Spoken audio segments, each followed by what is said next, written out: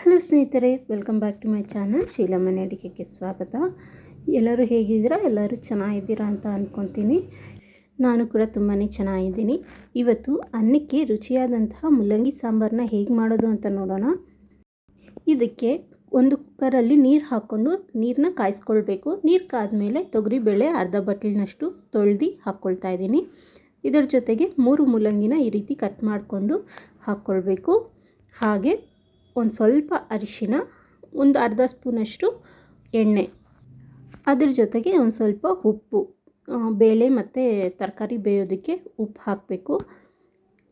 ಉಪ್ಪು ಹಾಕಿ ಮುಚ್ಚಳ ಮುಚ್ಚಿ ಬೇಯಿಸ್ಕೊಳ್ಬೇಕು. 2 ವಿಷಿಲ್ ಇಟ್ಟರೆ ಸಾಕು, ಚೆನ್ನಾಗಿ ಬೆಂದ್ಕೊಳ್ಳುತ್ತೆ.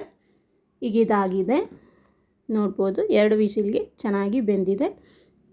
ಸೊ ಬೇಳೆನ ಸ್ವಲ್ಪ ಸ್ಮ್ಯಾಶ್ ಮಾಡ್ಕೊಳ್ಬೇಕು. ಈ ರೀತಿ ನಿಮ್ಮ ಹತ್ರ ಸ್ಮ್ಯಾಶರ್ ಇದ್ದರೆ ಅದರಲ್ಲೂ ಮಾಡ್ಕೊಳ್ಬೋದು, ಇಲ್ಲಾಂದರೆ ಈ ರೀತಿ ಸೌಟಲ್ಲೇ ಸ್ಮ್ಯಾಶ್ ಮಾಡ್ಕೊಳ್ಬೋದು.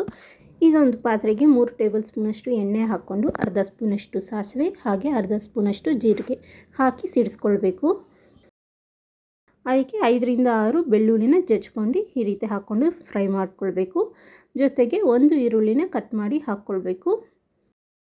ತುಂಬಾ ಸಿಂಪಲ್ಲಾಗಿ ಮಾಡ್ಬೋದು, ಬೇಗನೂ ಆಗುತ್ತೆ. ಈಗ ಈರುಳ್ಳಿ ಸ್ವಲ್ಪ ಫ್ರೈ ಆದಮೇಲೆ ಅದಕ್ಕೆ ಒಣಮೆಣಸಿನ್ಕಾಯಿ ಹಾಗೆ ಕರಿಬೇವು ಎರಡನ್ನೂ ಹಾಕ್ಕೊಂಡು ಫ್ರೈ ಮಾಡ್ಕೊಳ್ಬೇಕು. ಎಲ್ಲ ಹಾಕಿ ಚೆನ್ನಾಗಿ ಫ್ರೈ ಮಾಡ್ಕೊಳ್ಬೇಕು. ಇದ್ರ ಜೊತೆಗೆ ಒಂದು ಟೊಮೆಟೊನ ಈ ರೀತಿ ಕಟ್ ಮಾಡಿ ಹಾಕ್ಕೊಳ್ಬೇಕು. ಹುಳಿಗೆ ಟೊಮೆಟೊ ಮತ್ತು ಹುಣಸೆ ರಸ ಎರಡನ್ನೂ ಹಾಕ್ಕೊಳ್ತಾ ಇದ್ದೀನಿ.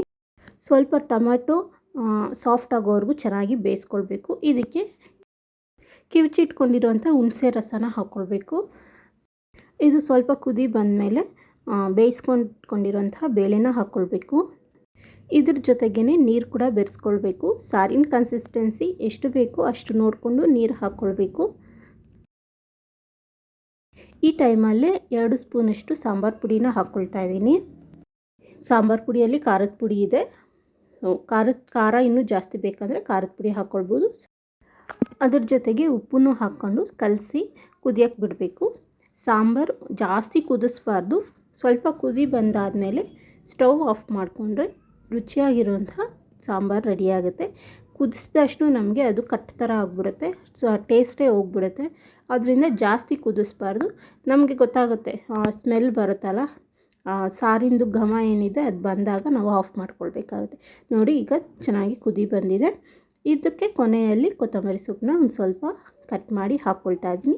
ಈಗ ರುಚಿಯಾದಂಥ ಮುಲ್ಲಂಗಿ ಬೇಳೆ ಸಾಂಬಾರು ರೆಡಿಯಾಗಿದೆ. ನೀವು ಮನೇಲಿ ಟ್ರೈ ಮಾಡಿ ಹೇಗೆ ಬಂತು ಅಂತ ಕಾಮೆಂಟಲ್ಲಿ ತಿಳಿಸಿ. Thanks for watching.